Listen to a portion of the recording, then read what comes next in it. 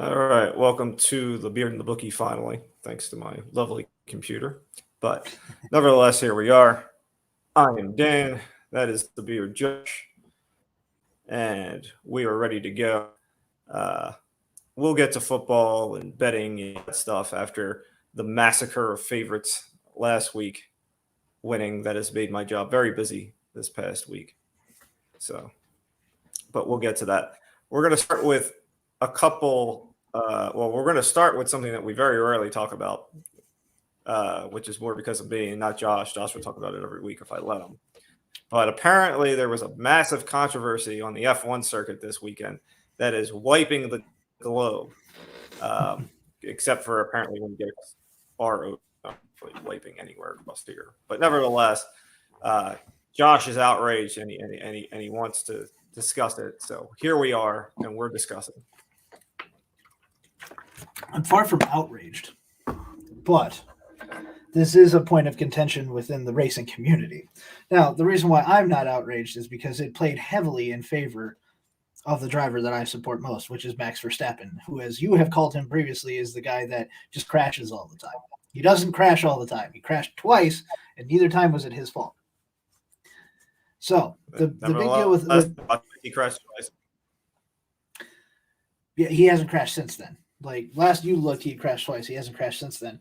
So I talked about Formula One earlier in the year, and I had said that this was going to be a really, really big year for them. Like we haven't seen this level of competition in a really long time. It's been Lewis Hamilton, and he's just kind of run away with it. Well, this season has been nothing but surprises. Going down to the final race, which was on Sunday in Abu Dhabi, you had Lewis Hamilton, who is the 7-time world champion, against Max Verstappen, the challenger, tied up in points. They both had 369.5 points going into the final race this weekend. They were starting 1-2 on the racetrack. So you had Max in first, starting on pole, and then you had Lewis right behind him in second. So whoever finished in front of the other was going to win the championship. On the very first lap of the race, Lewis Hamilton gets in front of Max Verstappen.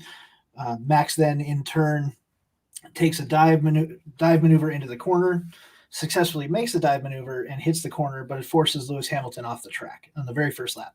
So Hamilton, instead of getting back on the track and taking the turns, makes a huge cut up the track and just keeps going like nothing happened.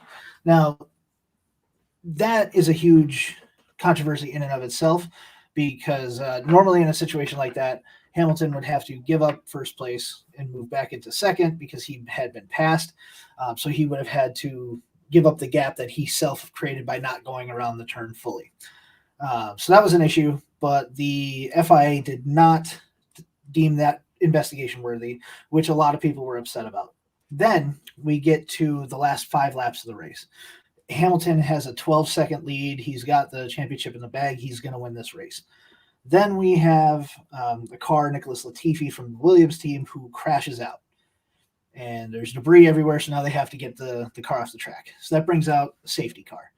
Safety car goes, just keeps them in speed, so there's no further accidents. Nobody hits any debris, gets tire blowouts, the whole 9 yards.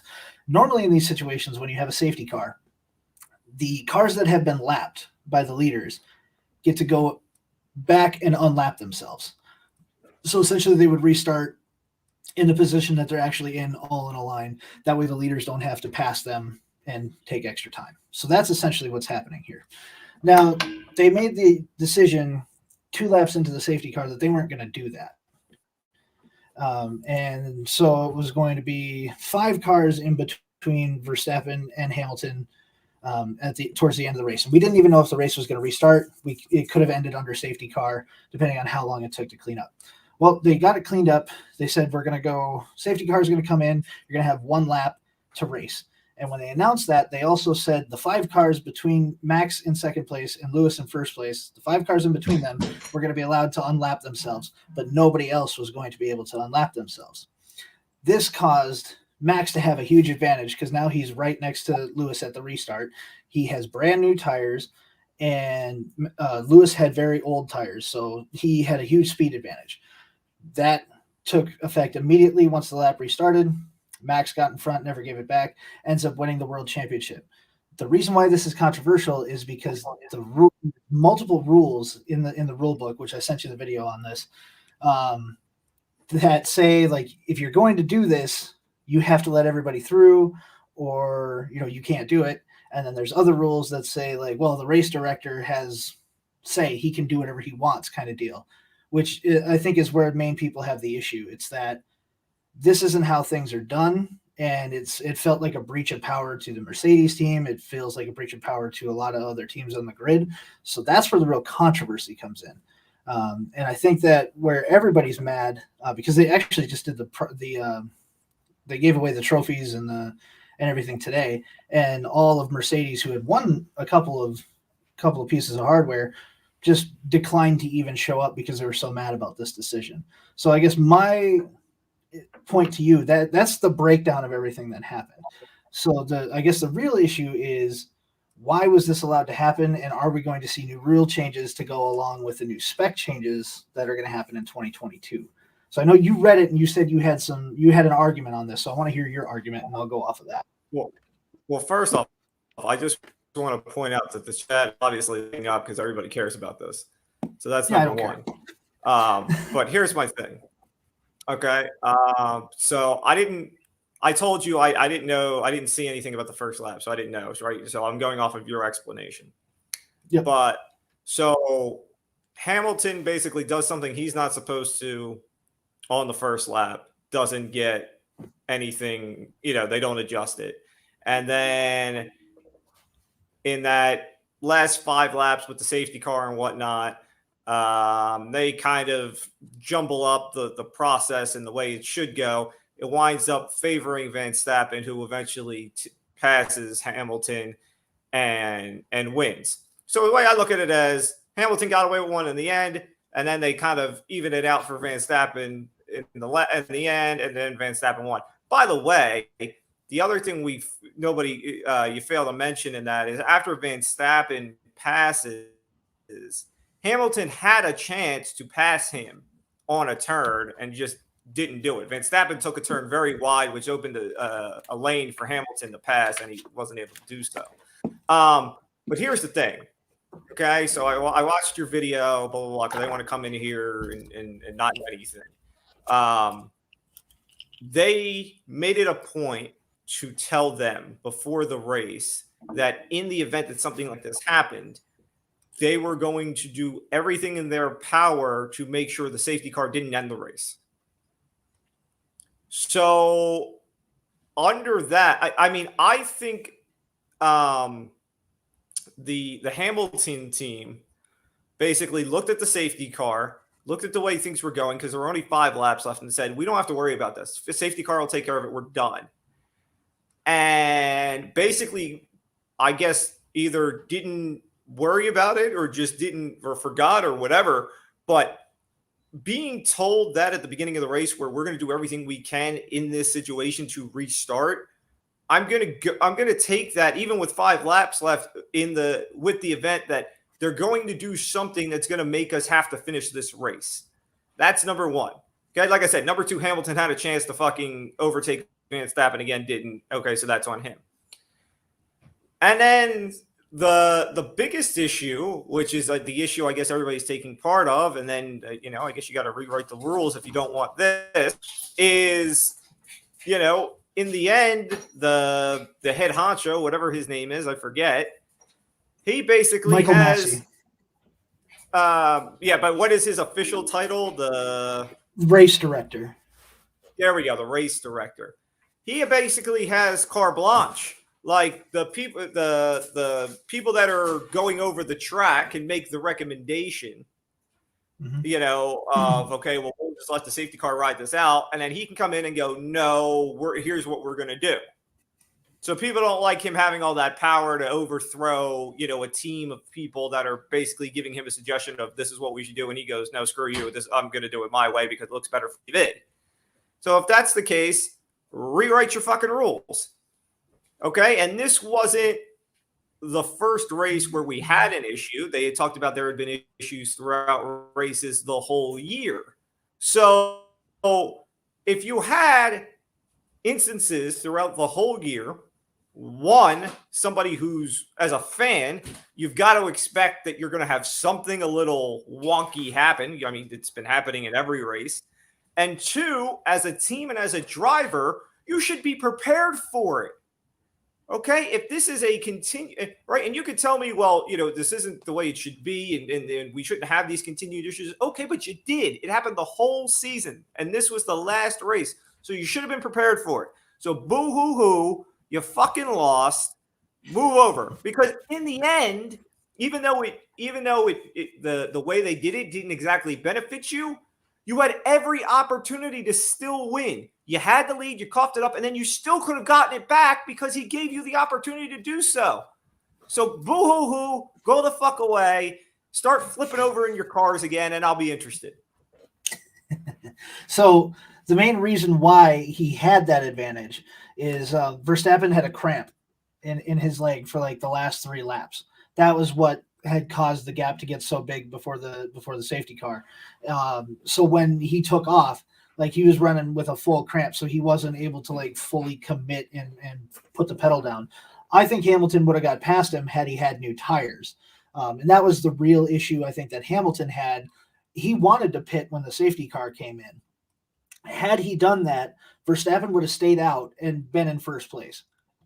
So he would have already had the lead at that point with already fresher tires.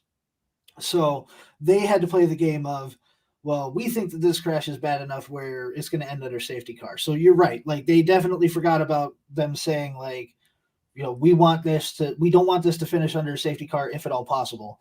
And when the team director got on the phone with the race director and was like, this is unfair, you can't do this, the race director said, this is racing. This is what you guys wanted, right? So this is what happened. Deal with it. So I do agree that there's like it has happened all year. There's been crazy decisions. Like had this happened, 4 or 5 races into the season, it would have ended under safety cars. There wouldn't have been any of this stuff. None of this nonsense would have happened because nobody cared because it wasn't high stakes.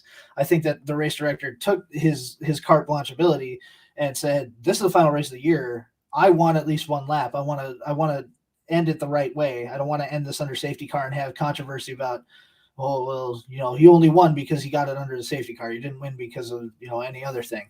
So there's definitely some controversy in it. I do think that they need to rewrite the rules. I think they are going to have rules rewritten because every team has kind of taken this hit from some kind of bad judgment call.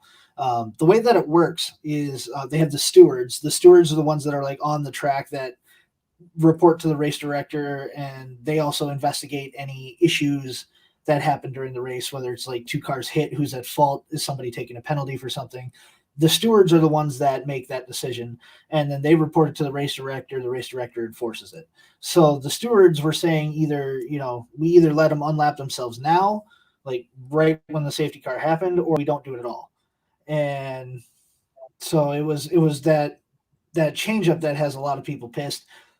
I'm fine with it. I think that the Netflix series is going to pop off this year. It's going to be the best season they've had so far because of the storyline. And that type of finish is made for documentaries and made for something like that. So the sport as a whole is going to benefit from this. They'll change the rule. It'll be fine. And like Zach says, first one across the line wins. Everybody else loses. They played their hand. They didn't get it right. They paid the price for it.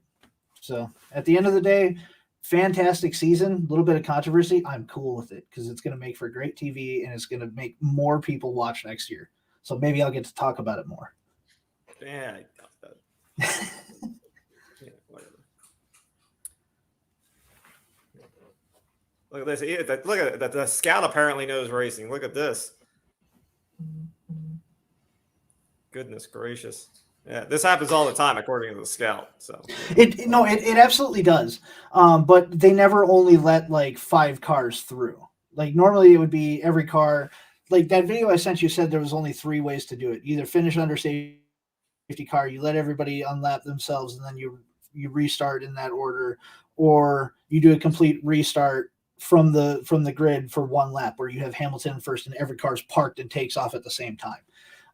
So that was like the 3 options that you have, and that's normally what they do. That happens all the time. It's happened twice this season alone, and they have safety cars basically every race.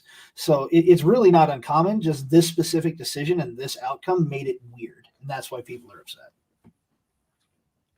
Everybody boo-hoo-hoo. Okay? It's over. Yeah. Get over it.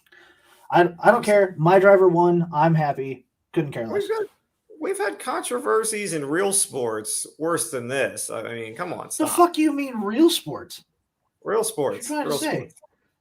Yeah. I want to see you get in a race car at 250 miles an hour and see how you do it. My wife would tell you that every time she's in the passenger seat with me, it feels that way. Feels that way. It's not, though. You know. All right. Anyway, let's move on to a realer sport. So on this show last week, somebody said Amanda Nunes was going to lose. You didn't say Amanda Nunes was going to lose. You said you liked the plus 600. I said put money on the plus 600. You did. You didn't say Nunes was going to lose. Okay. You just said put money on the plus 600. And I'm the one who said how she was going to win. You asked me. You and your half credit shits, okay? I want my half. You want half credit for about 500 things. I do. So, all right. When I say put money on the plus 600, that means I think she's going to win. All right. That's what the translation is. But nevertheless, I saw was it Joe Rogan saying Nunes's loss is completely unacceptable. Mm-hmm. Like, stop with the completely unacceptable. We see this stuff all the time now. Like, outside of who? Khabib? Like, give me the guy or girl that holds a title that is completely invincible. Completely invincible. I would have said Demetrius Johnson for a long time, but he lost. So Demetrius Johnson in his prime was untouchable, but yeah. But everybody's got, at some point has the crack in the armor. Okay. I mean, it's just a matter of when it happens. Well, John Jones too, I suppose. I mean, all of his losses are outside the octagon. I was like, John Jones takes plenty of L's outside of the octagon. I just saw today he took a plea deal, so he doesn't have to go to jail.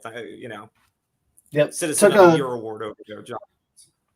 Took a plea deal for a lesser charge. You know what's really hard for me is, like, as much shit as we talk about John Jones and as bad of a person as he is, a friend of mine works with him on his charity and like trains with him all the time. It says nothing but nice things about him as a person. And I'm like, that's cool that you're like with him all the time and he seems like a great person. He's still a piece of shit though. Like, it's tough, man. I was like, he's nice to you. When he leaves, he's an asshole. Yep.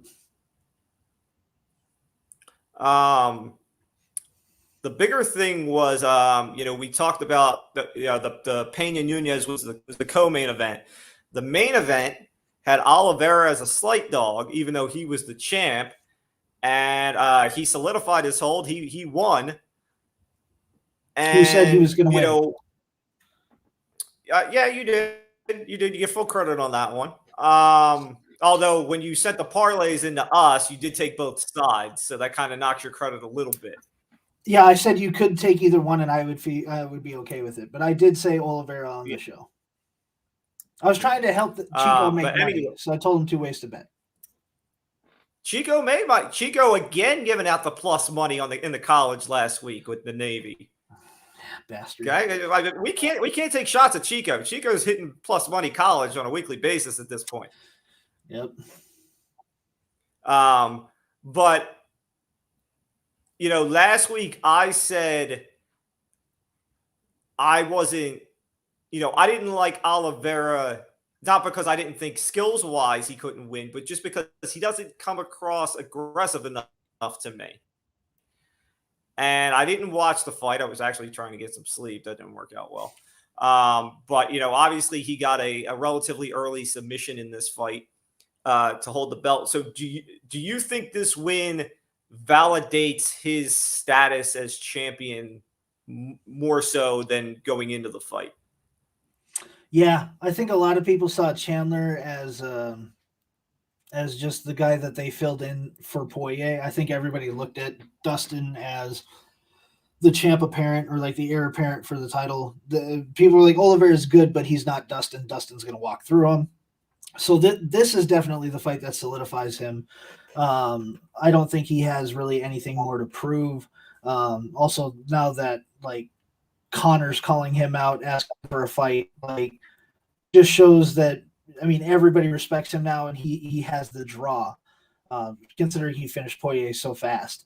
So yeah, I definitely think he's legit in the eyes of the public at this point.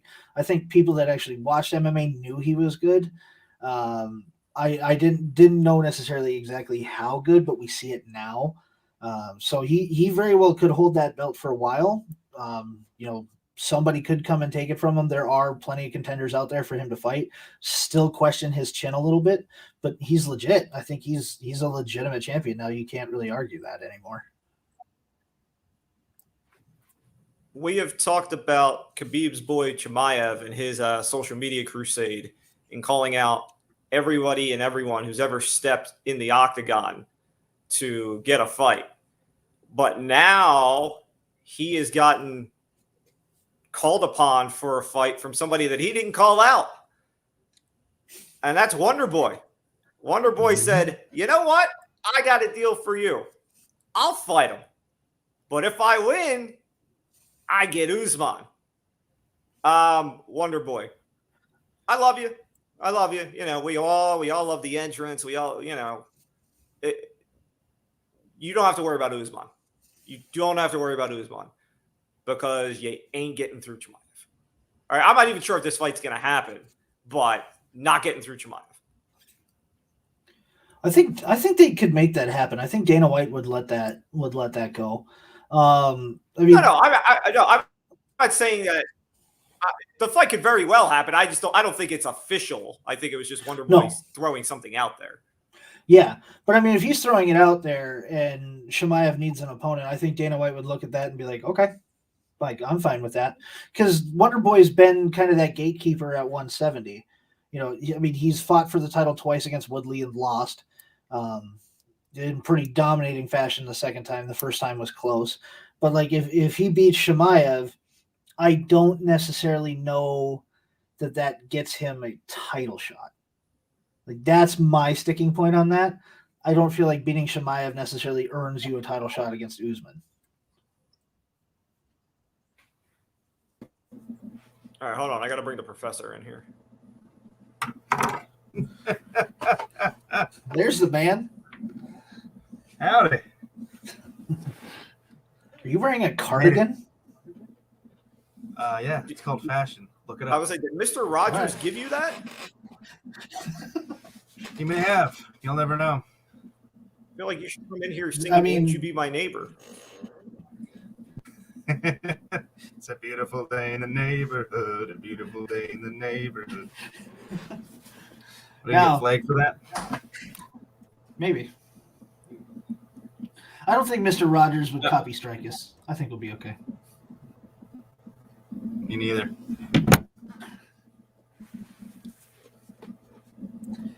All right.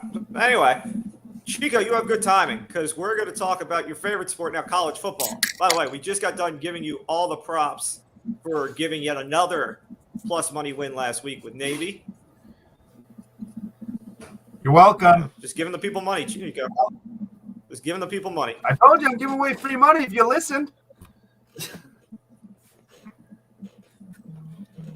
So let's talk first about all the ruckus around signing day, because the number one recruit was Travis Hunter. And Travis Hunter for weeks was bound to FSU. It was just a matter of getting him to sign on the dotted line. And then at the 24th hour, there were rumblings. And then what do you know? Travis Hunter didn't sign with Florida State. He signed with a Florida State alum. He signed with good old primetime Deion down at Jackson State. Whoa, hey. Need to calm down over there. So Deion has gotten Hunter, and he's gotten a couple of other guys in the transfer portal already. Deion is certainly making moves and causing a little uproar in the college football community. Dabo came out, said it, what did he call it? He said it's the wild, wild west, and all kinds of stuff. Before I get into the details of how and why this is happening, I'm just curious about your guys' thoughts to, little old Jackson State bringing in big names.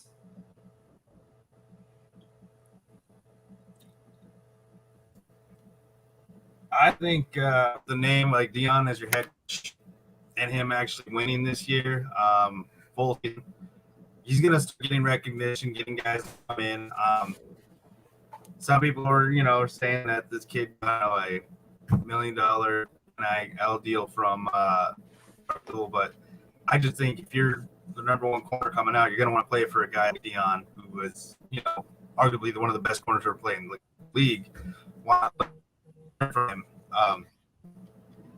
I think he's going to start getting more guys to come. I think he doesn't care about money. He's more caring about a good coach, developing these players, and getting them on the path to, get the NFL or, succeed after they play college football for him. I'm not really surprised, but I just think because it's Deion Sanders, one of the main reasons the kid went there. Yeah, I completely agree with the stash. I want to expand on it a little bit. I think that this is maybe something unforeseen with the NIL deals. Is you can have players that are going to make money off of their name, image, and likeness that can go play somewhere that they want to play for a coach they want to play with, and don't have to worry necessarily about the accolades of going to a big school. Like we've seen it all year with recruiting, where players have talked to schools and said, yeah, if you get Deion Sanders to come be the head coach here, I'll absolutely come play for you. So you're seeing how much the impact of somebody like Deion can have. And I mean, him winning as a coach at Jackson State definitely plays a hand in it. But you have a guy like Travis Hunter, who I don't know if you've seen any of the tape on this guy. He's kind of big on YouTube already. Like a lot of people, he interacts with a lot of YouTubers. So he has a big following. He's going to bring this big following into Deion Sanders' house. Deion Sanders is an employee of Barstool as well. So if you have Travis Hunter who gets an NIL deal with Barstool, you have Deion Sanders who's with Barstool, and then you already have that big YouTube community from Travis Hunter. This is huge for Jackson State, and this is huge for what other guys in the same kind of boat can do. Like if you have a social media presence and you just want to go play for like a coach that you're really passionate about, and you don't care if it's Division I or Division II, if you have that following, you can play anywhere.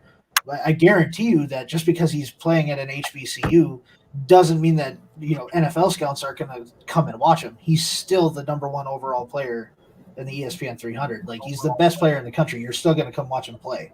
So I think this is a great move. I'm interested to see how this kind of works out, but I don't think this is going to be a one-off. I think we're going to start seeing more of this. So here's the thing. First off, Chico, you said about Hunter getting $1 million.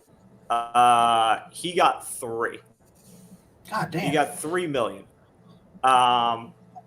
And Josh, you brought up the key point in this, in that it's Barstool.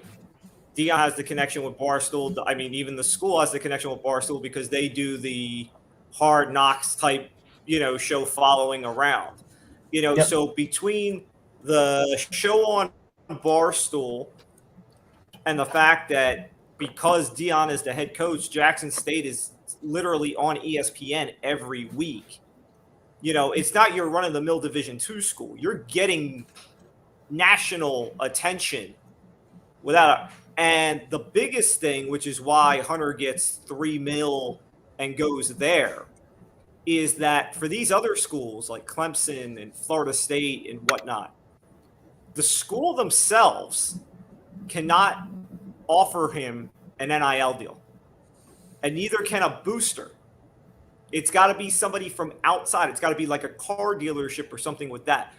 Deion and Jackson State aren't the same thing. They've got Barstool doing it for them. Okay, it's not the school giving him the $3 million. It's not Deion. Barstool's just funneling it. Okay, so a power like Barstool being your revenue source and your negotiator to bring in kids, as opposed to what these other schools have at the moment. That's why Deion's getting all this talent. And it's funny, somebody, I guess Dabo, one of them, basically talked about the money situation and essentially cried poor. And on ESPN this morning, one of those shows, they got on. And Deion said, "We ain't got no money. That's the biggest lie I've ever heard. That means we kicked your butt. We took what was ours, and now you got to make up an excuse why." Here's the biggest mistake that Florida State made. It wasn't waiting on this kid to sign. It's not having Deion as your coach. Oh, yeah. We talked about this when he signed at Jackson State. Why was he never the FSU coach? He is an alum. He brings immediate credibility to your program before he ever coached a game, just on name recognition alone. Okay, all these schools want to bring back alums and show, school pride and blah, blah, blah, blah. Who's better than Deion? That's Florida State's problem. Not, God, he paid the money. No, it's because you don't have Deion yourself, you fools. I do want to point out what Zach just posted in the chat about Abella Danger being at Barstool a lot. Sadly, she does not attend Jackson State. Otherwise, I would start to sniff around for like collusion in here, because that would be a little bit too suspicious. With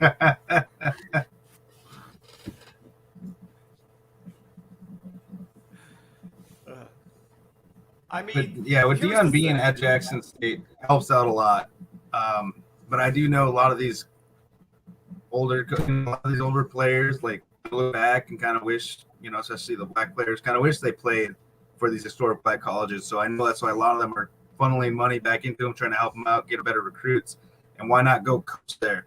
Like I said, I don't think Deion cares about the money. He's there to help build a program, build it up, and help these historic black colleges. I believe George took a job earlier to a historic black college, if I can remember correctly. And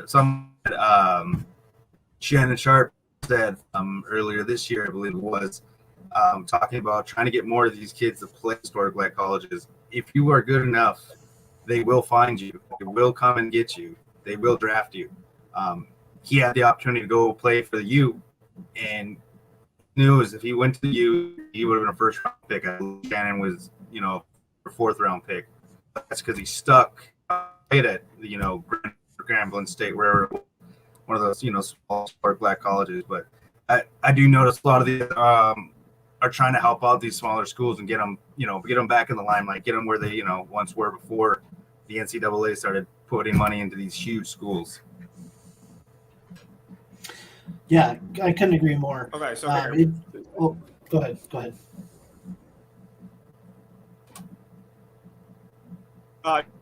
No, I just wanted to toss this up real quick because, the scouts in here are trying to sound smart. So he, let's see if I can there we go. We're actually getting up there. There we go. So he says Primetime is about to bring back the fact if you're good enough, you don't have to go to a top 5 school. I don't think Primetime's bringing it back. I think it's already here. Look at all the top draft picks we've had recently from guys that haven't gone to top 5 schools. This isn't anything new. Okay, like Deion's just making it more in vogue now. Now it's not like some guy who was it's not Carson Wentz at North Dakota State that we didn't hear about until the very end, and all of a sudden he was a top 5 pick. Okay, I knew. Now it's the number 1 recruit of the nation is going to a Division II school. That's the change. Yeah, this would be something like, if Arch Manning decides I'm going to go play for like a MAC team, like that would blow people's minds. Marshall. Yeah, well, that's where Randy Moss played. So sure, Hell yeah. why not? Only Chad Pennington got drafted. Right?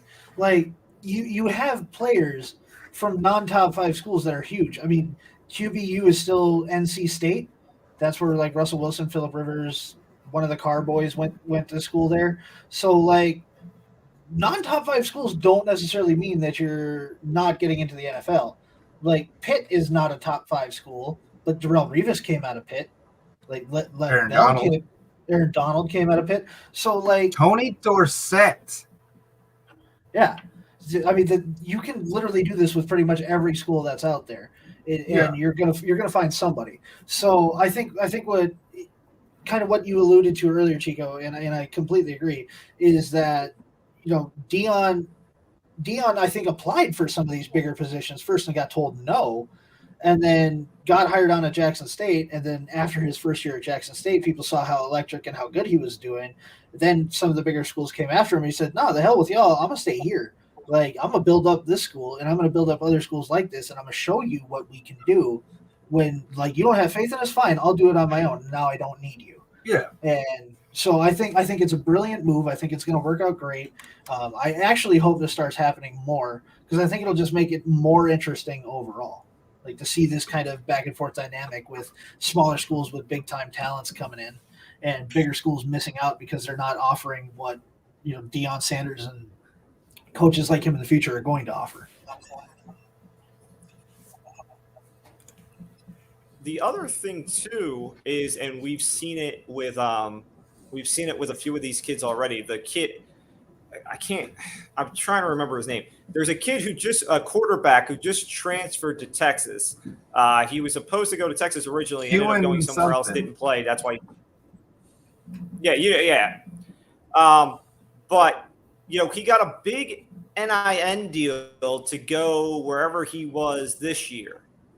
And now he transferred back to Texas through the transfer portal, and he's getting another mill from Texas. So I think, for all the mess about the transfer portal from these coaches, right, and how, just convoluted it is with all these kids in the portal, you're going to see even more now because, I'm not saying this necessarily happens, but look at Hunter.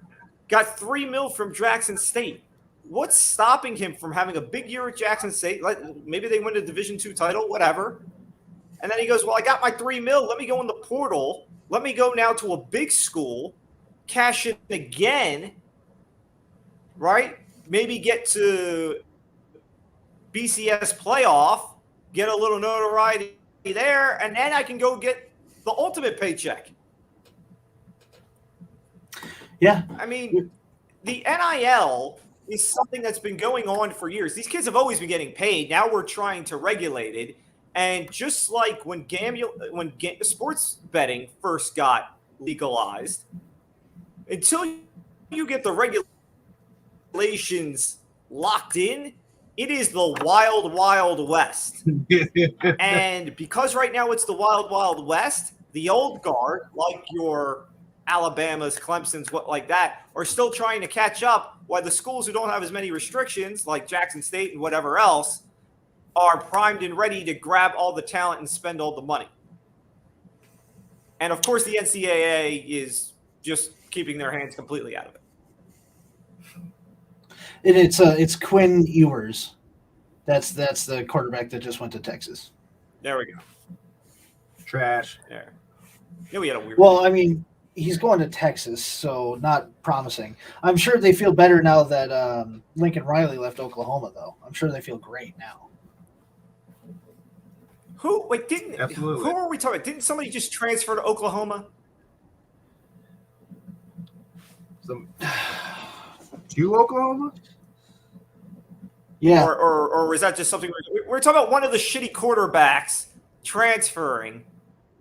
No, I made a Bo comment or the saying other Bo one? Nix will transfer to Oklahoma. No, Spencer Rattler went to the Gamecocks. South Carolina. Yeah, he went to South Carolina. But Bo Yeah. Nix is leaving Ellis or Auburn, and I said, watch him go to Oklahoma.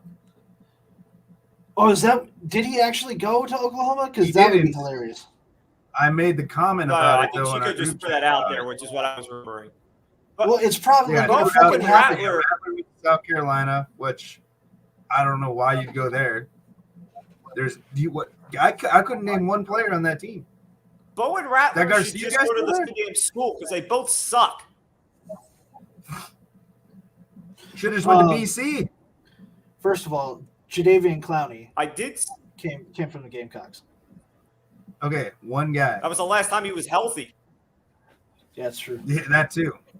Marshawn Lattimore, he was a running back. He couldn't play one down. He had no knee. He didn't have either knee. Both of them said, we're done. I don't want to run anymore. So, Josh, what you're telling us is if you're a prospect coming out of South Carolina, you're going to die. Yeah, pretty Your much. bones aren't going to last. Yeah. Steve Or your Spurrier's skill. coaching style I did- didn't survive South Carolina, so nothing survived South Carolina. Speaking of, That's my by the way, dog right speaking there. of transfers, I did see today Chip Kelly, assuming he stays at UCLA and doesn't go to Oregon, just got the kid Gabriel from UCF. You remember he was the one that got hurt and missed some time, but he was supposed to be a big thing at one point. So assuming Chip stays at UCLA, he'll be Chip's quarterback next year. I thought the Georgia DC is going to be the head coach of Oregon now. That is. Is that what it was? I don't know if I that's didn't see that. I confirmed. thought it got official finally Okay. because they were they said it wasn't, but then it came back. Okay. So there you go. All right. Yes, Chip That, is saying it uh, at UCLA. That Travis Hunter though on this 24/7 Sports has a real good ranking, and he's compared to Charles Woodson, so he's probably really good. The scout says that Of course, Nix I'm right. is I've been projected right all to go week to for the past month. one of the scout says that Bo Nix is projected to go to either Missouri, Nebraska, or Oregon. Please go to Oregon. For the love of God, Please go to Oregon. Nebraska. Go to Nebraska so I can watch. No, Scott Frost Nebraska fall sucks in his face already. again. I want him to suck more. I'm just gonna go with No, Mizzou, I want him to since go to you guys took Oregon. the other two. I know Will Compton won't No, watch he's got to this, go but to hey, Oregon because Nebraska sucks. Rough. I was like, Oregon is a team that every year is like on the periphery of the BCS playoff. With Bo Nix, they won't smell it. He might break all They'll the be like records. fourth Who in the knows? pack. Bo Nix I heard he's to going to go to Oregon. Notre Dame. God, that'll be if Bo Nix goes to Oregon, that is a weekly segment on this show next week. Is how bad was Bo Nix this week? I can't wait till he transfers to Notre Dame and be then this quarterback there. Yep. They're like, our coach left for the SEC. Yeah, that's Let's not get an happening. SEC quarterback. This guy's good. That guy's barely an SEC quarterback. He's barely a quarterback. Brian Kelly's barely Southern, Oh, so yeah, I guess that- it makes sense. Yeah, we're talking about my family. Right. My family. Family. Where All was that accent this whole So- time for the past 12 years there at Notre Dame, sir? One other.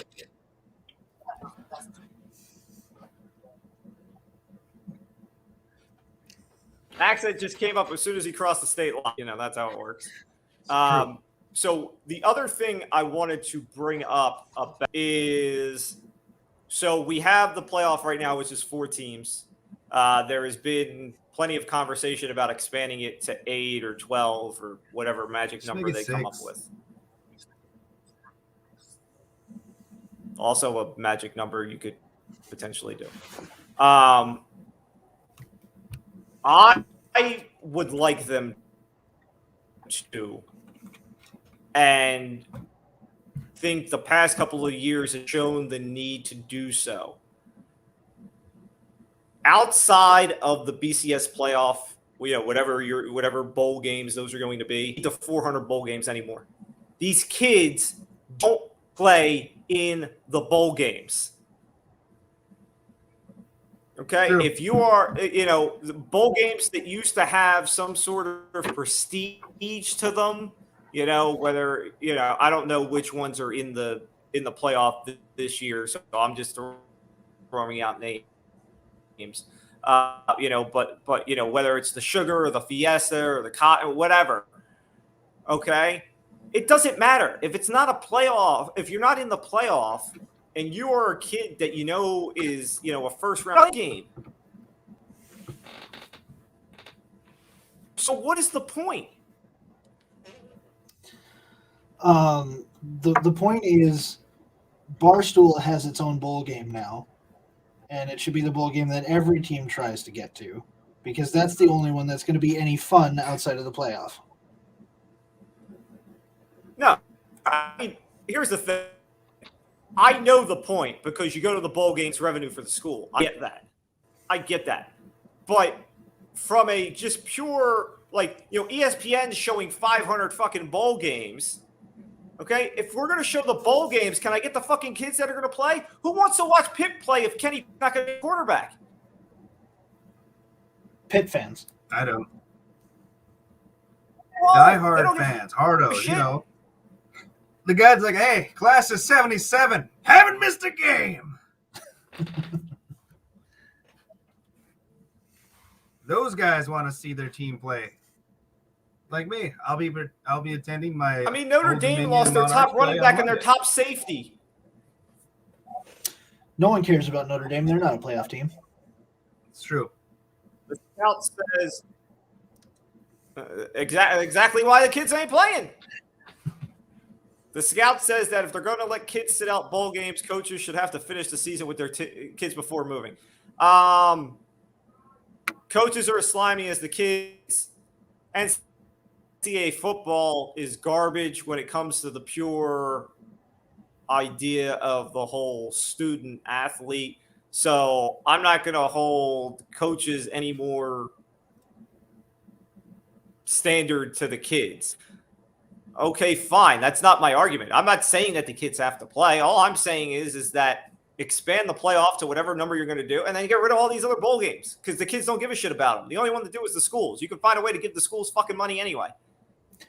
I want to watch all these bowl games. So yeah, boo to you, sir. Yeah, just because you don't care. Notre Dame sucks. I'll say they barely made a bowl game. Community. That's what it is. And then the betting community. And then the betting community gets pissed off when the kids sit out. Yeah, it's true. Chico, we can gambling. You got people coming up to the window. Is so-and-so playing? How the fuck do I know? I'm not here to tell you who is and who isn't playing. I'm here to tell you who I think is going to win based on the team. That's how gambling works. Tell you right now, you take the Demon Deacons versus A&M. They're going to win. Okay. Wake Forest against. No, I tell them that yes. I'm just. All right. It's a lock. Gosh, I just tell them that I'm the guy in the suit behind the window that's telling you to make your bet. Shut the fuck up. Oh, you're the Ace Rothstein. That's what you are now. Yes. If you don't know who that is, I'm going to Not a time for questions. Not a time for questions. Come up and know your shit. No, answer my question. What's this? Who? Do you know who Ace Rothstein is? I'm going to assume he is a person from the East Coast. Yes. Okay, who is he? Because that was not confident. I've never heard the name. I was listening to Chico more. Is that the guy that Philip Seymour Hoffman played in the movie? No, it's the guy that Robert De Niro played in Casino. Ah, that's why the name sounded familiar. I played on the golf course that they filmed the movie at. Really? We'll talk about that tomorrow. Anyways, that's fascinating. I want details on that, but tomorrow.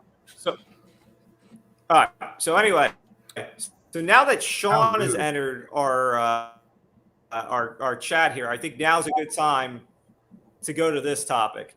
Steph Curry the other night at Madison Square Garden set the record for three-pointers made. 2947, I think, is the number. I don't know, whatever. Not a number anybody needs to memorize. So there was a big conversation going around about how the record will never be broken. And yada, yada, yada, yada, yada. So we'll start with Steph, and then I'll throw out some other ones. The three-point record that Steph now has and will accrue here, obviously he's not stopping, so we'll assume he's going to exceed 3,000. The Steph record, will it be broken, yes or no? Yes. Josh, I know where you stand. No.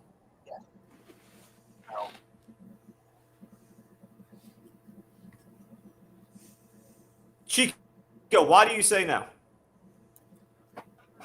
I just don't think anyone's going to be able to shoot like Steph does. Like, he's one of the most pure shooters that we've seen in a very long time, especially from the three-point line. I just don't feel that there's going to be anyone that can come up and do it as well as he's done it for the past, X amount of years, and how he will be doing it for the X amount of years he plays.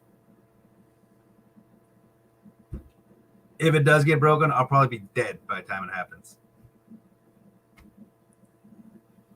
I'll give you that point. That's possible. Put it this way, it won't get broken while I'm alive. Okay, you got a better shot with that one. I was like, because we always get caught up in the, nobody's going to do it. Well, nobody did it until that person came around.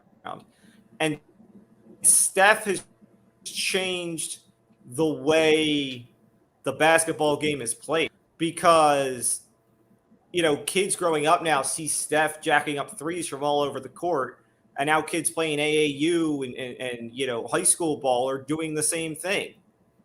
Okay, I mean, look at our big men now. Look at a guy like Joel Embiid or Karl Anthony Towns, 7-footers that should, eat up the paint and dominate under the basket. They're throwing up 7 3-pointers, and that's a Steph Curry effect. I mean, look at Trey. As much as I hate Trey Young, Trey backs up his business. Threes are in vogue. So until somebody zigs instead of zags and goes back to the idea of the big man that dominates the paint and just throws down and starts making you defend inside, yeah, I would say we're gonna have everybody jacking up threes. A 3-point record isn't safe by any means. Say when everybody's putting them up, what? Just because Steph shoots better than everybody else? Okay, for now until the next guy comes and he shoots really good. So, who knows when that's going to be? Anything that's insurmountable. That could be 5 years from now. It could be 10 years from now, for all we know.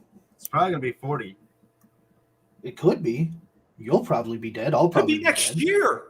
I was going to say, you don't know. Have you seen the way these guys are shooting right now? They're trash. Not as trash as that cardigan. First off, you're just mad you can't pull it off. That's all. When did you become a Bears fan there, Ditka? Yes. Halloween was months ago. True. See fucking Jim Carrey's crackhead brother laughing over there at your cardigan? It was 30 degrees today, right? So I'm a little cold. 30 degrees? Yeah. You're wearing a cardigan for 30 degrees? I would kill for 30 degrees right now. It's 46 now, though, so it's still chilly. Oh, jeez. 46 degrees outside. I had to wear a beanie, all right? All right, so let me throw it to you guys. Josh, give me a record that you think can't be broken. Wilt Chamberlain's 100-point game.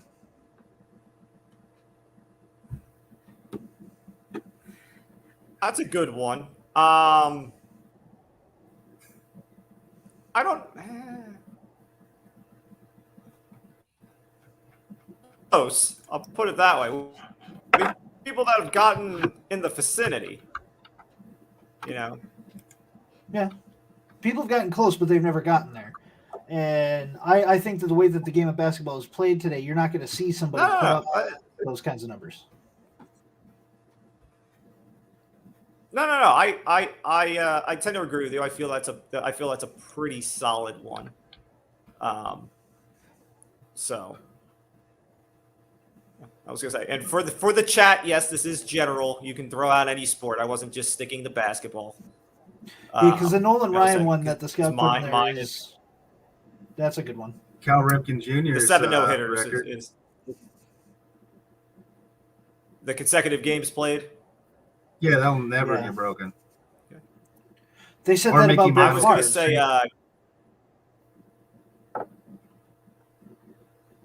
Brett Favre's Favre's consecutive record. game play.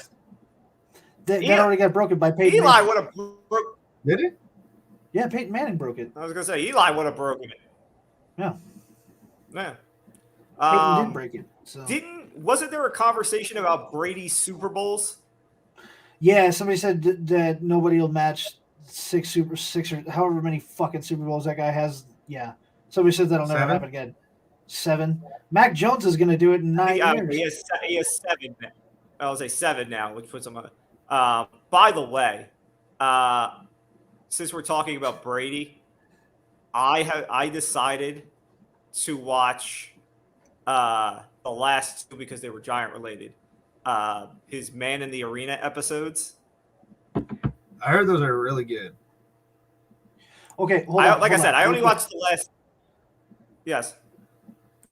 So Gunnar put 49-0. Floyd Mayweather is never going to be beaten. Does he know that there's boxers that have more than 49-0 records? Like, don't be dumb. Stop being dumb. Oh, look what you're talking about. I don't think he does. He only knows big dumb Billy Goat he is. Just go ahead and Google the name Rocky Marciano for me. Just go ahead. Every time we talk about boxers, someone's got to bring up Rocky Gunnar Marciano. apparently has never seen coming to America. Whoa. I can tell you why.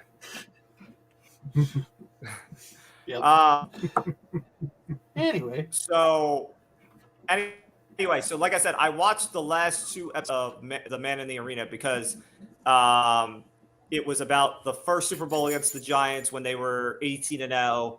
And then the second episode kind of goes through the year he gets hurt.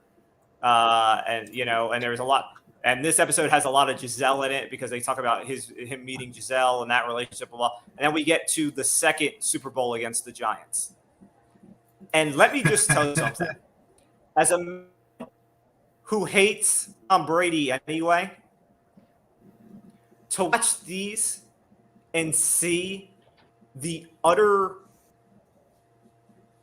I don't even know what word I want to use. The utter anger and bitterness and how it still eats at him to this day, especially the first one.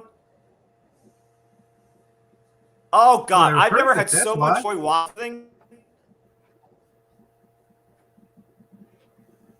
They were perfect till they weren't. Perfect till they weren't. I mean, true, yeah. Till the helmet catch.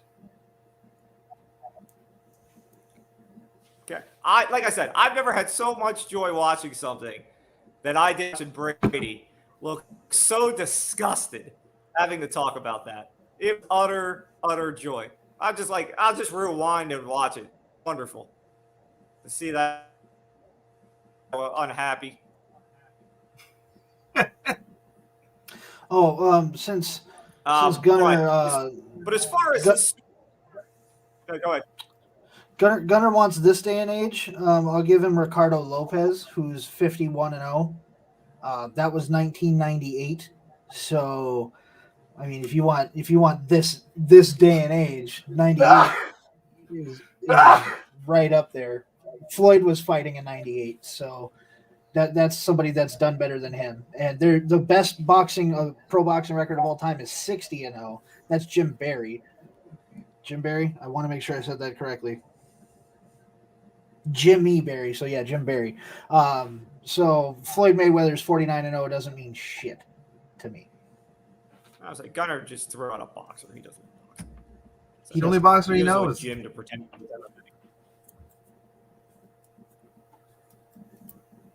What about Tom Brady's clothing line, huh? You guys can get some TB12? Nope. No. I can't even follow his health plan. Do you think I'm going to buy his merch? I don't think anyone can follow that health plan, but I'm going to try it. Little TB12 in my system. Maybe I can play another 5 years. I was like, I'm trying to think what. So Gehrig's 56-game hit streak is not going to get touched. Who was it that got super close like Mickey 10 Mantle? years ago? No, not Mickey Mantle. Gwynn Didn't he have a got hit streak? close. Gwynn got the closest. Somebody had like we've 30s. had guys get. We had guys get in the 40s, like in the low 40s. That's about as close as we've got. I'll tell you a record that won't get But- broke. Urban Meyer's coaching record. Head coaching status. No, I can beat him. I was actually going to bring that up as a talking point tonight. But there's definitely coaches that are worse than Urban Meyer, for sure. Yeah, well, I was like, we're gonna Yeah, get but to they at Urban in a least minute. last the whole season. Sometimes. What was the guy for Atlanta? Patino or whatever, right? When did he leave? After, was it before week 11? I think so. He didn't even tell them goodbye. He left a note on their lockers. Why? Look at Belichick. He like didn't even coach for a minute as the Jets, even though the Jets thought he was their coach. Yeah. Because, I mean, like, that's a good talking point to bring up. Who's worse this year, Chico? Urban Meyer kicking the kicker or John Gruden being a racist and hating women? Like, who's worse of the two of them? I mean, John Gruden, of course. I mean, Okay. that's way worse than what he did. He just kicked a guy. Just kick them, no big deal. So I'm just happy to know that my team isn't the only one getting fucked over by kickers. It's just good to know. Yeah, but your team Can you just imagine, does it to though? themselves. It's true. But think Go about ahead. this. Okay, I was thinking about this last night purely because of you, Josh. Oh, thank you. I'm glad you think If about there it. had been a story that came out, if there had been a story that about oh God, I'm blanking. All right, so hold on. I'm sorry to do this to you, Josh, but I need the name. Who was your wonderful kicker that botched the Seattle kick? Oh, Blair Walsh. Blair Walsh. Yeah, fuck that guy. Yes. The Blair Okay, Walsh part? so if we had a story, if there had been a story that came out about Zimmer kicking Walsh, wouldn't you have more of a respect for Mike Zimmer? No. I'd blame him for every missed kick. Who, Blair Walsh? No, I'd blame Mike Zimmer for every missed kick. Zimmer didn't do You anything. say that guy. Okay. Zimmer's just getting an saying. extension every year. I'm gonna fucking kill you. You Tell me don't the say truth. those words. Nope. Kellen Moore's No, going to be and- the head coach of the Jaguars. That's Everything fine. as I foresee is coming. It's fine. But I will say this, Dan. Josh Lambo is not Blair Walsh. Like, Josh Lambo's actually a decent All right. kicker. Like, he does pretty Underneath well. putting idea. No, he's not. Yeah, no. I wasn't making the comparison to Lambo and Walsh. I forgot about how much you hate Zimmer, and that I was trying to make the thing like Urban Meyer's hated so much that, like, in Minnesota with the shitty kickers that you've had, you would think of a story like that came out, you'd have more respect for your coach. Like, these kickers fucking suck. I need somebody to kick them in the ass. I just need new kickers. But I don't need you. what to I was getting sell ready to them. say is Gunner, stop putting things in the data about records that aren't going to be broken. Every record he puts in here is going to get fucking broken. So stop. Yeah. Oh, We and, already killed him with the boxing one. Yeah. Do I got to go through the Sure, rest of these stop. and kill him? Stop. Come on. This guy scouts for a living. Justin Tucker hitting 66 or 67 Like the this Tucker year is field goal. huge. That thing but- happened like what, 10 weeks ago? Yeah. How long did it stand before that though? Like that was decades. Yeah, At he'll probably 63. hit 70 next year. Well, when I get on the He might. TB12 workout, you'll see. But was it? That was recent.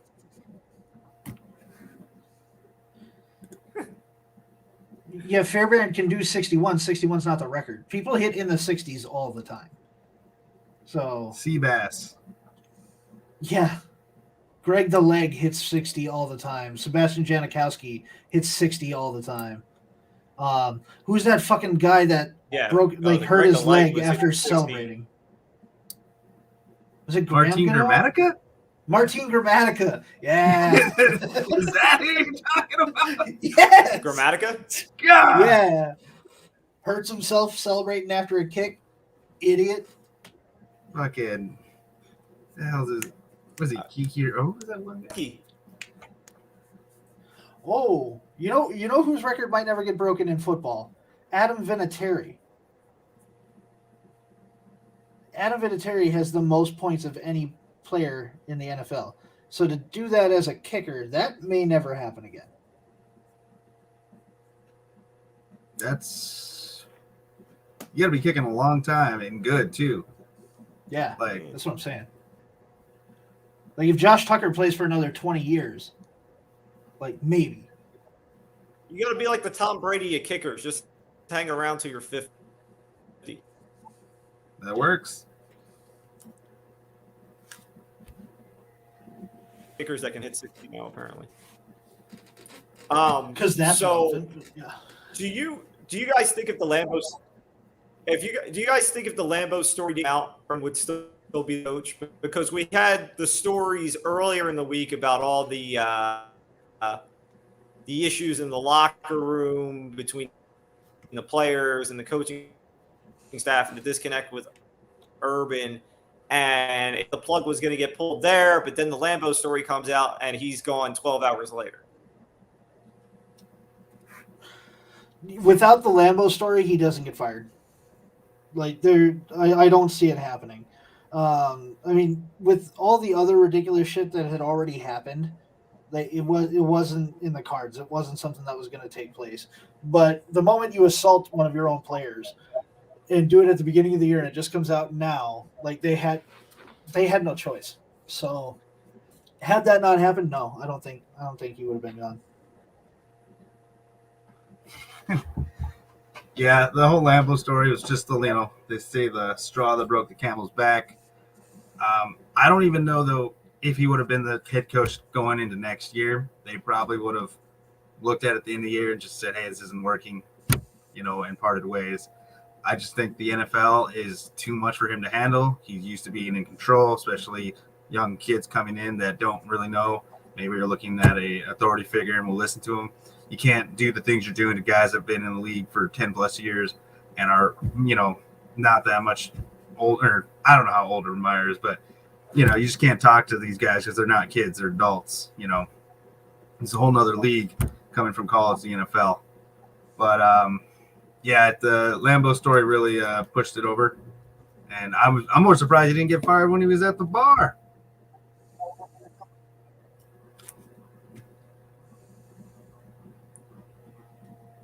Well, I think that's why we didn't think he was going to get fired at all, because he escaped that one. Yeah, as soon as he didn't get fired, or they didn't really, hand down some type of punishment inside the organization for that, I thought he was going to last at least a year. But I don't even know what college is going to take him at this point. He's kind of a PR nightmare for you. Maybe you'll see him go somewhere small or take a year or two off. You can go like the Rick Pitino route and coach in like the middle of nowhere. Well, that was after. Or wait, no, Rick Pitino. He's at Loyola or La Loya or Iona. Talk about the basketball player, right? Basketball coach. Yeah, somewhere in the. I was thinking of the other guy, Bobby Pitino or whatever. The Arkansas. No, we don't need Urban Meyer. We have Marcus Arroyo. Maybe we'll go to Tennessee. You guys start winning. Maybe he can go to the Jets. I'm sure they don't care about head coaches at this point. They already had Adam Gase for how long? They should have extended him. He was a good guy. Great for player development. So fantastic. So Jacksonville is obviously going with an interim coach for the rest of the year. We're starting to see names begin to get thrown out for potential next coach for Jacksonville. Obviously, ESPN is running with the obvious. No, not Kellen Moore. ESPN is running with the obvious connection of Byron Leftwich, obviously the former Jag quarterback, now offensive coordinator with the Bucs, and Tom Brady as being potential fit. However, despite the Urban Meyer mess, Shad Khan, who is the owner of the Jags, apparently isn't bullish on going back to the college ranks. There has been something floated out that he could potentially be looking at Ryan Day from Ohio State as being the next coach. My thing is when you have Trevor Lawrence as your quarterback and he's had the rough first year this year, and whether that's Urban Meyer or just getting acquainted and all that, whatever. How wise is it to even be thinking of going to the college ranks again? Don't you want somebody that you can kind of put next to Trevor and kind of put him on the path to reach the potential that everybody thought he had? Yeah, you definitely want to bring someone in that. Which question? Sorry, his question? No, his question. Yeah. Sorry. Continue with your thought. Maybe I'll pick it up while you're talking. If I'm understanding correctly, you're saying why come in with a college coach when you need someone that has more experience in the NFL? No, my thing is wouldn't you feel more comfortable putting a whoever, okay, like even Kellen Moore, Byron Leftwich, whoever, somebody who has, both of those guys have at least been quarterbacks in the NFL. You can put Lawrence on the road of being competent and successful and, trying to tap and reach that potential that everybody thinks he has still. Oh, no, yeah. Urban Meyer was great in college, but for a young quarterback, you want someone that's either really good offensively and can help you, maybe played quarterback at some point in their life at a high level, or bring in someone that did play quarterback in the NFL that can help you with the development and understanding how the NFL is going to play with their zone blitzes and their man coverages and everything like that. That's why I keep saying a guy like Kellen Moore, like you mentioned, Brian Leftwich makes a lot of sense. Or here's a name that I think, even though he just signed an extension, and I thought he might want to come back to the NFL, is a guy like John Harbaugh over at Michigan. I know he probably won't leave, but why not come? Look what he did well when he had Alex Smith. After years of him being mediocre, he got him Pro Bowl level playing again. Got in a guy that no one wanted out of high school, no one wanted out of college, and Colin Kaepernick got all the way to the Super Bowl with him. Why not come in and then develop another kid that has a huge ceiling, but we just don't know because he's had terrible coaching this first season. Not a lot of weapons, but as you can see, guys like Harbaugh and even Moore and Leftwich, they can develop and they can, produce a good offense with not that many weapons. Yeah, I mean, you've got guys like Eric Bieniemy too, which the scout mentioned in the chat. It's actually not a bad name to throw out there. I don't know how many more years he's going to get blocked, though. Yeah, Yeah, I'm tired I of don't know hearing how about he's Eric not a head Bieniemy. coach. Eric Bieniemy He's is on good. every list for every head coaching job because of the Rooney Rule. And he never gets hired. So yeah, he's going to get connected to every job. Let me know when he gets one. That the OC in the Bills is he's kind of up there too. Like he's kind of fallen off lately, but like he's been a big target. But you got to look at Bieniemy too as like how much of what's going on in Kansas City is Bieniemy and how much of it is Andy Reid. So like that's a huge piece that you've got to look at there too. But if you're Jacksonville, somebody that might not necessarily be bad that you could get is maybe shit. Nope, never mind. Mike Zimmer. Yeah, come take Mike Zimmer, please. Handsome. I give him and his hot girlfriend to you, Jacksonville. She'll look better in a bikini in Jacksonville than she will in Minnesota. Please take It's it. true. It's like Robert Saleh. How many years did Robert Saleh get like talked to about head coaching jobs and just get like denied every single time? And then now that he's with the Jets, like you see that there really wasn't much there to begin with. No. Saleh was never on the constant interview round, merry-go-round that Bieniemy has been for 3 years now. Yeah, Kennedy's been on it for a long time. Who's the OC in Los Angeles? Like for the Rams, not the Chargers. Oh, right.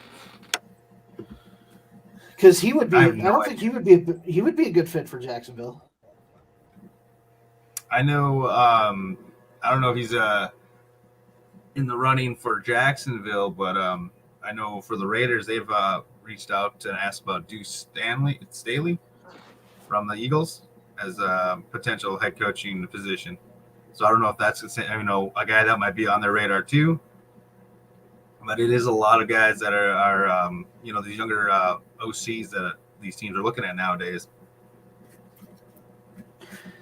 When you're looking at like college coaches, I don't know that there's anybody out there right now that you could get to come up to the NFL that would make an impact. Considering Lincoln Riley just went to USC, Chip Kelly's not going back. No. Dabo won't leave. Yeah, Chip's not going back. You're not getting Dabo. I don't think Ryan Day's leaving Ohio State as much as Shad might reach out. Like, I don't think there's anybody itching to go. No one's really itching to go to Jacksonville. Well, yeah. I mean, had the Michigan thing kind of, sizzled out a little bit where they had like a good year, but maybe didn't get okay. The Harbaugh thing maybe would have had a little more substance, but I don't think with him finally getting over the hump now and all that, like I don't think Harbaugh is looking to bolt. I think Harbaugh's got a key to the NFL whenever he wants it. Yeah, I was surprised he didn't leave this year, and when he got the extension at Michigan, I for sure thought maybe it's someone like the Jets, knowing you have a high pick to get a quarterback and how well he can do and develop with young quarterbacks. So if he doesn't, if he didn't leave last year, there's a good chance he won't leave now, especially with the, how good he got Michigan finally playing and those players develop. So, it's a name, they say money talks, so we'll see. What if the Raiders go after Lane Kiffin again? Start up Mike Smith. I wouldn't be upset about that. Smith. Stop. Stop what? Mike Smith or Lane Kiffin? No, Mike Smith. Oh. Yeah, that's... That was Dan Smith. Nobody's hiring him. That's Dan Quinn is the DC in Texas for the Cowboys. Not Mike Smith. It's he's scouting the wrong team is what's going on. That boy just confused. It's okay. Yeah, I get it. You think Vance Joseph will get another shot at the head coaching position? Who? Vance Joseph. He was the head coach for the Broncos. Yeah. He's the defensive coordinator No, for he's the got- Cardinals at the moment. He's got to. He'd have to go the he'd have to go the McDaniels route of the head coaching thing didn't work out. Go be a coordinator again. Be a good, build your stock up again, and then try and see if you can get a round 2. The Bill No, O'Brien. I mean Vance didn't exactly do anything so great at Denver that everybody thinks he's just a couple of pieces away from having a solid coaching career.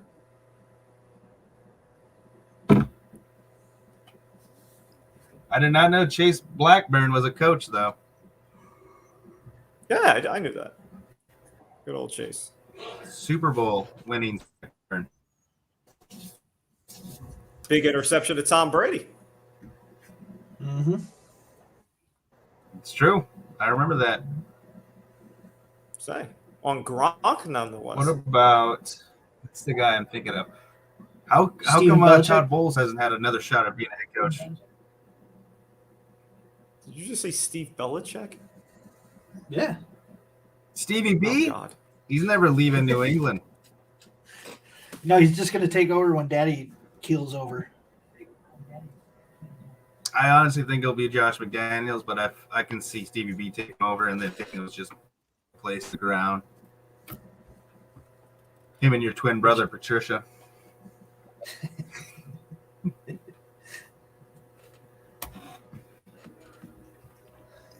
I'm more surprised Who did though you say, Todd Bowles hasn't had another Bowles? shot at being a coach. Todd Bowles. I think. Yeah, I don't think he's. I don't think A, he's necessarily itching to go anywhere, and B, I don't think he's high on anybody's list. They're fools. They should. And Gunner doesn't know anything, so. That's true. Well, yeah. It's the one thing we No, can. They're all here, facts, Mr. people. I forgot he was All right. scouting So- historical black colleges earlier. Last topic before we get to the bets, and this is a topic that we can say is football, basketball, hockey, whatever you want, because it is COVID. It is spreading like wildfire through all the leagues. We had Baker Mayfield come out today. Baker already on the COVID list. And then today, Case Keenum went on the COVID list. So the Browns will be on their probably third string quarterback for this week's game. Baker tweeted, "Make up your damn mind on protocols showing up and making only 3 teams test. Also, you can keep the games as scheduled to make money. Actually caring about player safety would mean delaying them with discontinuing at the rate it is. But to say you won't test vaccinated players if they don't have symptoms, then to pull this randomly doesn't make any sense to me."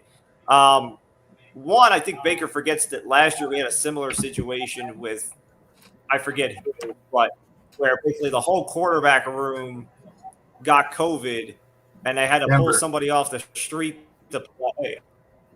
It was Denver had, I forget hell QB'd for him, but it was awful. So this isn't a one-time It was thing, and the NFL 4-string receiver. has been, yeah. What was it? Do you remember his name, Chico? I don't remember his name. Anthony something. I keep wanting to say KJ Hamler, but I don't think that's right. Nah, it wasn't Hamler. I know it wasn't Hamler. But yeah, he played the guy- college quarterback. Yeah. Yeah, he had been quarterback at some point, but it looked like he hadn't played in years. It was bad.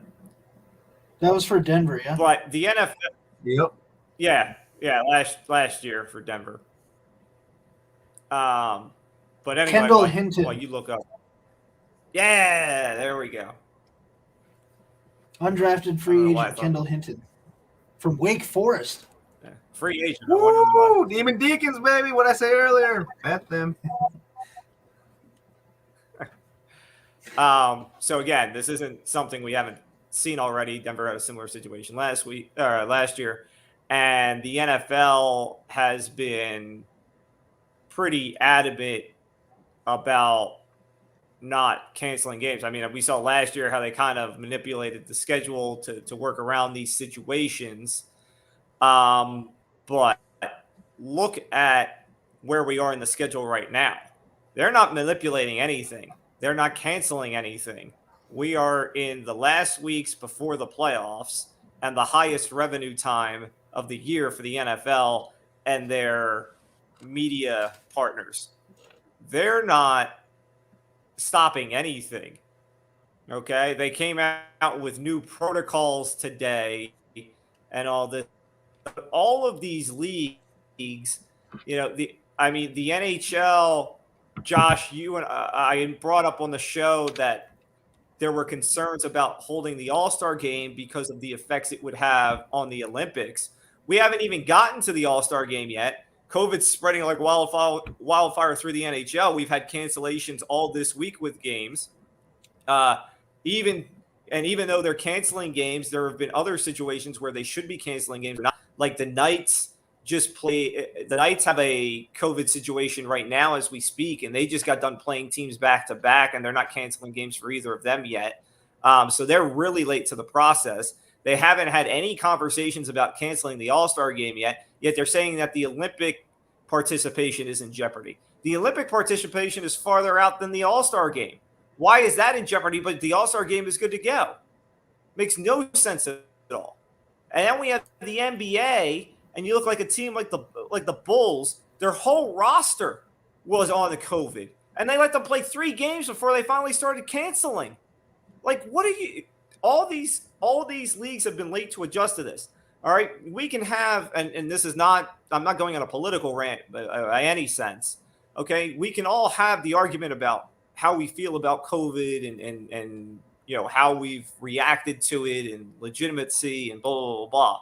But the one thing that can't be denied is that in the spring and summer, when the weather is warmer, COVID isn't as you're not as likely to catch COVID as you are in the colder months. So the idea that all of a sudden we're seeing this quote unquote outbreak of cases isn't surprising because we're in the middle of December. And these leagues who are supposedly in touch with all these top scientists and, in touch with the White House and their medical experts, blah, blah, blah. You would think if anybody would know, to expect this and to prepare for this, it would be them. And yet we are and still 3 steps behind. It all comes down to the thing that always causes problems with any of the big 4 sports: money. They don't want to stop playing games if they don't have to. And I hate to say this, this is really going to hurt me when I say this now. But Aaron Rodgers had a good point when he said, why is it that unvaccinated players are tested every single day, but vaccinated players are only tested, every 2 weeks? He had a good point there. And we're seeing the effects of that now. And I think your wildfire, spreading like wildfire comment is generous. I think it's spreading like herpes in Hollywood. I think that's a little bit more apt for the rate at which this is going on. It may not stick with you as long as herpes does, but Jesus, it's sure spreading like that. So I don't think that they're necessarily behind the times because they weren't prepared for it or they're just not up to date. I think they just don't care for the most part. I think that their bottom line and their dollar at the end of the day matters more to them than player health and safety. And that starts at the top with Roger Goodell and it goes all the way down to the players themselves who clearly don't care enough to stay away from it.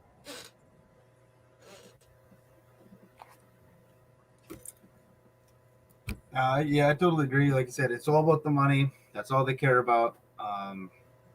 They'll figure it out later. They rather play with, some 4-string quarterback they found at Home Depot or something than, move a game because they want to, They might as well just play the game. Let's get the money. Let's get the people. People are still going to watch. You're still going to, tune in. People are, if they can go to the games, they're still going to go to the games. But yeah, Aaron Rodgers had a great point. Why are unvaccinated people being tested every day when a vaccinated person can have the virus and not show up and then spread it to everybody else? But there's not much we can do. Just do better or be better at your prioritizing your testing. Again, the scout, you're wrong. It was Montreal tonight played without fans at the local medical request. Apparently, they're limiting the large gatherings now in Canada. So Montreal played without fans tonight. Yeah, the Kings shut down their facilities. Here is my thought, because if you remember when COVID first hit, it was the NBA and the Rudy Gobert situation that kind of spiraled all this. That happened that night, and then the next day they were the first to announce the season was shutting down. Then everybody kind of followed suit. The NHL, the NBA has to. I feel like the NBA is always in the driver's seat for these situations, because, to Josh's point, the NFL does not care, whereas the NBA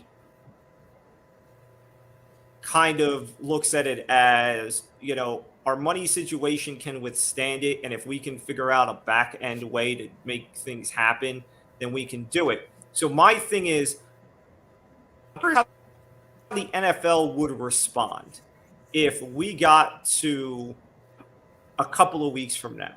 So let's say we're at the new year, right? And the NFL is just getting ready to enter the playoffs, and all of a sudden the NBA and the NHL, which would be horrible for the NHL, but if they both said, we need to stop, we need to take some time off here, regroup, and reassess, because that would really put the bullseye on Goodell in the NFL.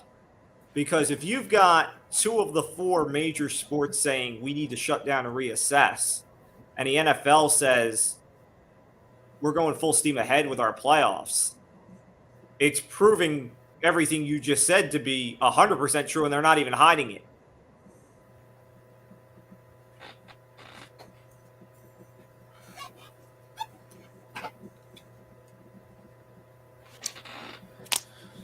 Crazy times, man. Crazy times. It's going to stay this way until we as a fan base and as a people decide that we've either had enough of this bullshit or stop caring. Like, it's going to go one way or the other. The only reason it's news is because people care. If people didn't care, we wouldn't even be talking about this. It wouldn't be reported. They'd just be like, oh yeah, all these players are out with COVID, whatever. Game's still happening on Sunday. And we would all just be like, okay. But it's probably because we're all heavily invested in the fantasy football playoffs right now. Well, some of us are. Not either of you two. And not in your league. Myself. In a big I've league, got fantasy playoffs elsewhere, thank you.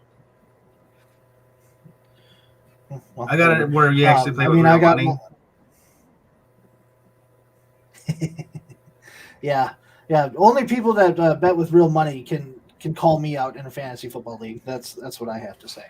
So I'm glad you said that, because real money guy over there is talking crap in your league. So I said to him that he made a comment, and I said I would bet him, and then he said he wouldn't bet me, and I said that we could make it a real money bet. So I don't understand the problem. Well, that's one of Gunner's, cronies. So can you imagine the type of person he is? That's the kind of guy that you reach out and you help him in his time of need, and he doesn't even give you a thank you. That's the type of person that is right there. Trash. Heat. Yep.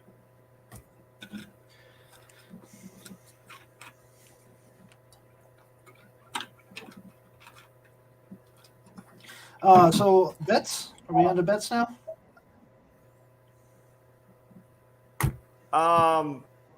Yeah, that's it. I was going to say the only other thing that I really had to say on it was I think the NHL, if they wanted to stop, kind of have a built-in way to do it already because they already have a break in the schedule for what would have been the Olympics.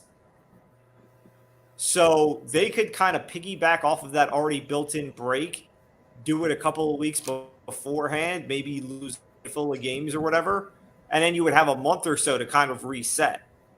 So that's something I would at least keep an eye out for if the NHL problem continues. If they look something between the All-Star game and when their Olympic break is and try and find a way to maybe use that as their, shutdown period. The scout said no MLB lockout talk, sadness. They're not even talking. What do you want me to talk about? Had you watched the other shows, you'd already know what's going on. Shut your mouth. Shut it! You want MLB news? Carlos Correa turned down $275 million from Detroit. There, baseball subject over. Whoa.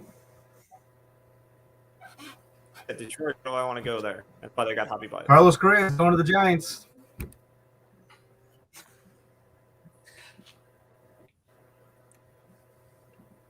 He's not going to go to the Diamondbacks? Diamondbacks don't pay real money. Why? We do. Oh, they're a but you gotta trashing be team? 35 years past your prime. Mm. We'll pay you, but we want to make sure that you are long past your prime and you got nothing left in the tank.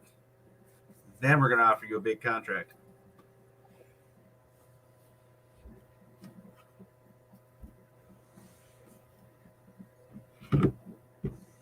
We betting college football All right, tomorrow or what? No. You could. I was gonna say if you We got got college football picks, Toledo and the Bahama Bowl. I'm going to let you do all the college betting from now on. I'm just going to see myself out.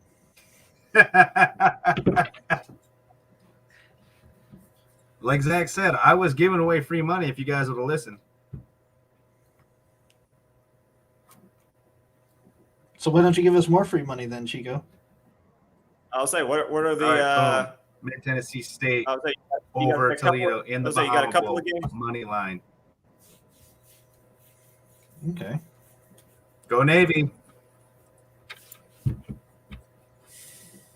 Are we doing? What are we doing here? NFL? Well, I don't know. You got any more for college? I didn't look at any football? college except for. I'll say. Oh, I'll say you got 2 games Friday. You got what? A half dozen games Saturday. I know nothing about those games, so I just left them all alone. definitely taking Western Kentucky over Appalachian State. Ooh. Fresno. You got to take Fresno State and the points over UTEP at 12.5. Yeah, I like that bet. BYU over UAB. BYU over UND. They only have UAB as a 7-point. Oh, UAB. UAB. UAB. All right. Yeah. UAB is only a 7-point underdog on this in the Independence Bowl. How good was UAB this year? I didn't watch any of them. Chico, you should look at the Monday 2:30 game. You talking about Old Dominion? Of course. Hell yeah. 9-point dog to Tulsa. Take Dominion. Take money line. They're going to beat them. They're going to walk out of there as the Myrtle Beach Bowl champions. I'm telling you, take it. Take Kent State over Wyoming at +3. Do they got a trophy for that? I was saying you a state. Yeah, it's a turtle.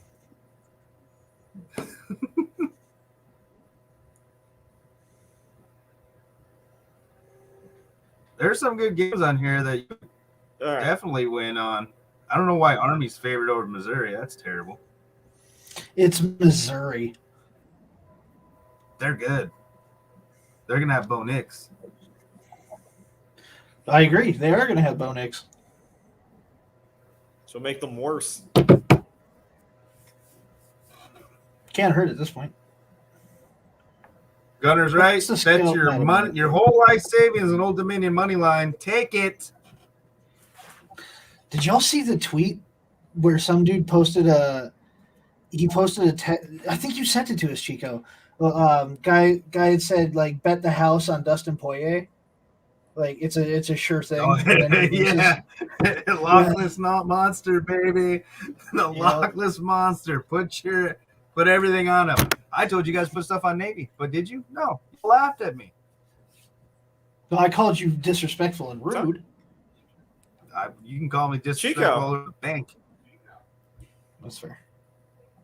Chico, like we said, had they parlayed your Navy bet with my Pena bet, they wouldn't need to be listening to the show anymore. We should have. Why didn't we? Why didn't I listen to the opinion? I just forgot to bet even on any of the fights, even though Josh gave me a list of stuff, but I still would have lost anyways. You would have won if you took one of the two. Well, no, that's True. not true because I had Nunez in both. Now you had Nunez on both. Yeah, so no, you wouldn't have. I made any money. liked Ovaltine and the Navy guys. I don't know his name. Okay. All right. Okay. How Oliveira? the fuck is Ovaltine? Oliveira. Yeah. I told you too. You're like, there's no way he's gonna win. I was like, well, how are you gonna not bet the champ? You gotta bet the champ. First of all, I said bet the champ. I said that. I did. Carl, maybe. I said maybe Carl. Carl. Was it Carl? Yeah, it was definitely Carl, who's not here to defend himself. All right. Yes, it was Well, 100% for the Carl. NFL, I'm taking the Pats over the Colts +2. Finns over the Jets. I'm taking the points at 9.5. I'm taking the Cowboys over the Giants. Giants just, you know the Giants. That 11 points. And the Bengals over the Broncos +3. Locks. Take them. I would, because I'm going to. Okay. I've got Vegas Steelers money line. Steelers money line. Interesting. I have Tennessee's money line. Whoa. Yeah, so Cool. I'll probably lose on that one as Chico's the bet master over here. I've got Vegas -4 against Cleveland. With them starting a third string quarterback, I think Vegas has just enough to win that game. I like Buffalo -10.5 against Carolina. I think that's a good win for them. Tennessee money line I already had. I have Kansas City -3 tonight. And then my only underdog bet is Houston +4.5 versus Jacksonville. Your Kansas City -3 is currently losing, by the way, if you're not paying attention. Yeah, I don't care. It's not real money. Well, yes. It's Monopoly money. Once your state enters the 21st century, maybe. Yeah, once betting's legal here, then I'll start caring. Right now, I don't care. All right. So I share a lot of bets with you guys. I have 3.5 for the Raiders, not 4. So I'm on the Raiders. Chico, I'm with you. I like the Pats over the Colts.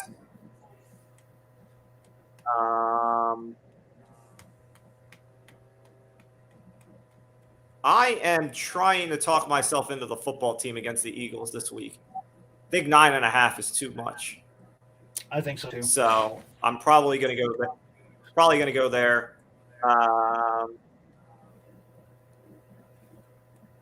Bengals over the Broncos.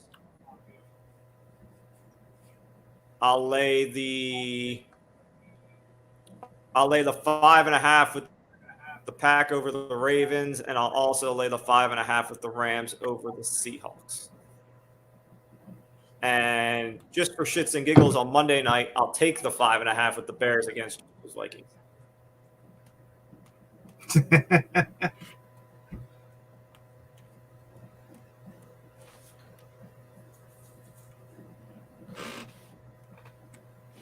I don't hate any of those.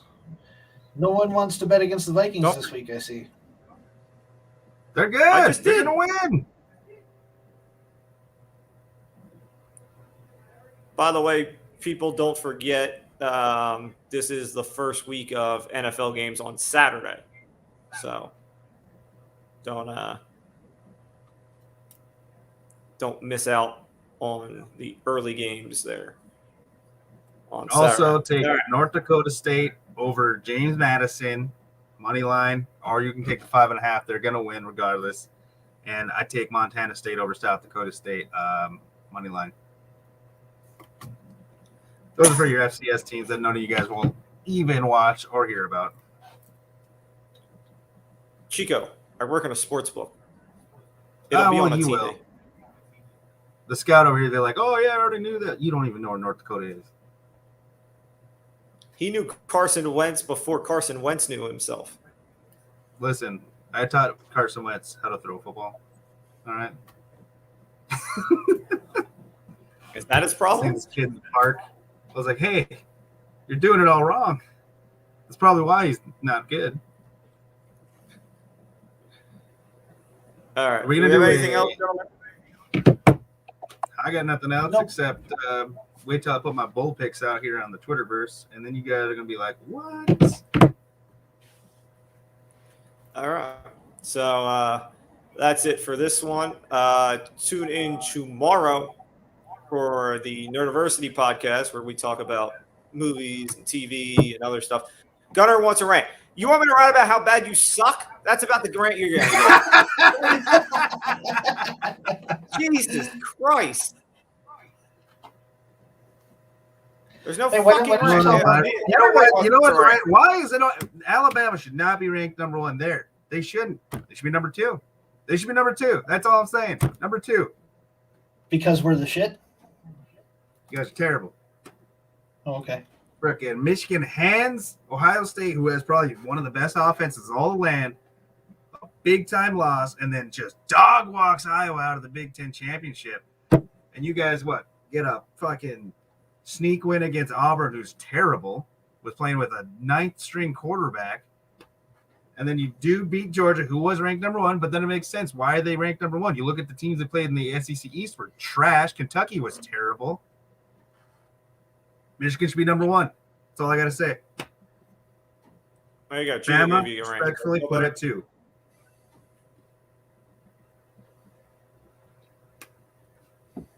There you go. There's a rant.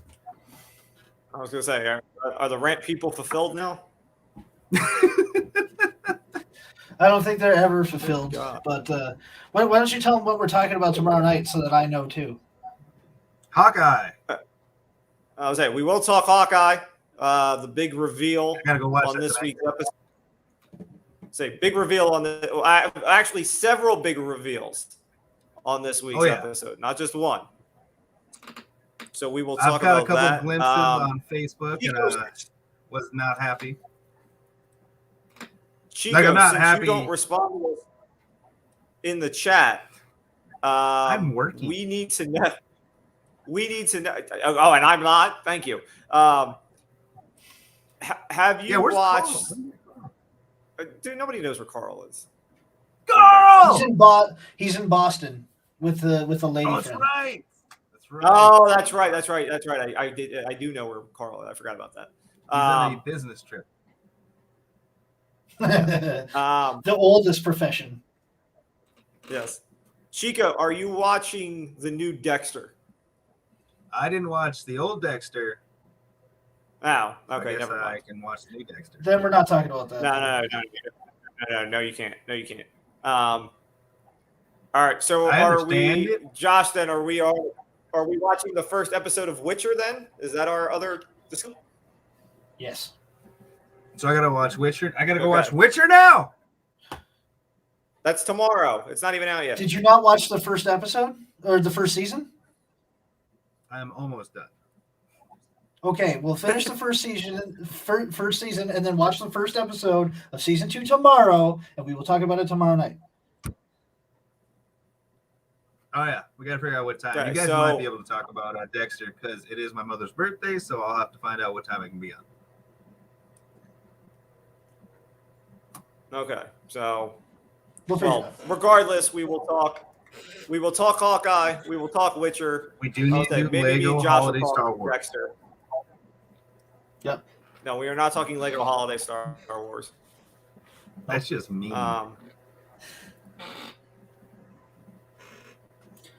And I'll say we'll also throw out some TV show recommendations as well. I think is the plan for tomorrow.